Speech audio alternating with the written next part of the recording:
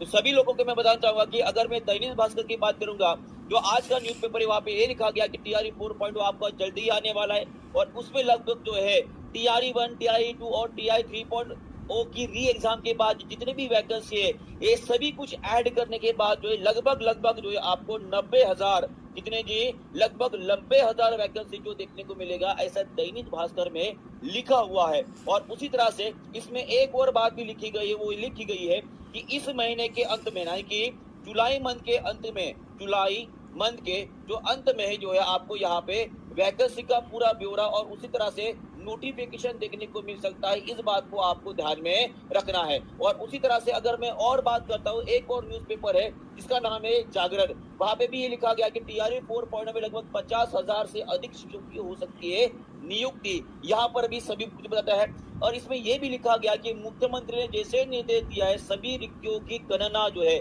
वो शीघ्र तो शीघ्र जो है भाई साहब वो करने की जो भाई साहब इन्होंने ठान ली है। और उसी तरह से यहाँ पर यह भी लिखा है, देखो कुछ इंपॉर्टेंट बातें जो है मैं आपको हाईलाइट करके जो यहाँ पे बताना चाहूंगा। देखिए यहाँ पे ये लिखा गया है कि राज्य सरकार एक बार फिर से बड़े पैमाने पर सरकारी स्कूलों में शिक्षकों की बहाली करने वाला है। मुख्यमंत्री नीतीश कुमार ने इस संबंध में शिक्षा विभाग को निर्देश दिए हैं। और उसी तरह से यहाँ पर यह भी बताना चाहूंगा कि टीआरई 4 के जो एग्जामिनेशन होगी, जहाँ पे राज्य सरकार ने पहले ही स्पष्ट कर दिया है कि नियुक्ति में 35% में 35% महिलाओं के लिए आरक्षण का लाभ बिहार की निवासी महिलाओं को ही दिया जाएगा।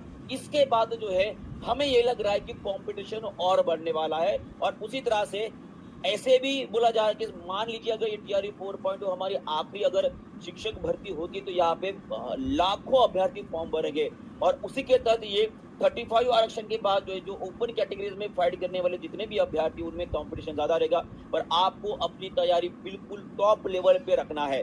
कैसे रखना है? बिल्कुल टॉप लेवल पे रखना है। और उसी तरह से अगर मैं दैनिक जागरण की अगर मैं बात करता हूँ, देखो इसमें एक और बात जो बड़ी अच्छी लिखी गई है कि कौन से डिपार्टमेंट में ये बताया गया है। अगर आप इसे ढंग से देख पा रहे हो तो आपको देख पा रहे होंगे कि टीआरई 4.0 में गणित, विज्ञान, शारीरिक और कंप्यूटर में सबसे अधिक वैकेंसी जो आपको देखने को मिलने वाली है। टीआरई 4.0 में गणित विज्ञान की सबसे ज्यादा वैकेंसी। और उसी तरह से यहाँ पे ये लिखा गया है कि टीआरई 4.0